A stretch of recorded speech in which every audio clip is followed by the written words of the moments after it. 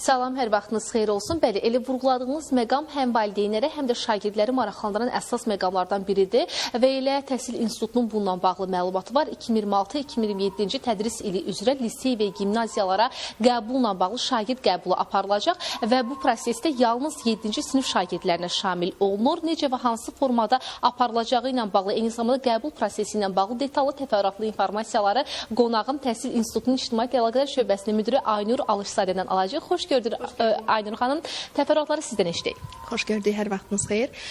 Ümumiyyətlə qeyd edək ki, məlumat olaraq bildiririk ki, əvvəlcədən qeyd etdiyimiz kimi 2026-2027-ci tədris ili üzrə lisey və gimnaziyalara qəbul qaydaları 7-ci siniflər üzrə aparılacaq şagird qəbulu.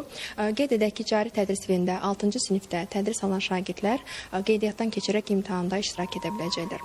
Qeydiyyatla bağlı çərçivə sənədi 2025-ci ilin sonuna qədər ictimaiyyətə təqdim olunacaq.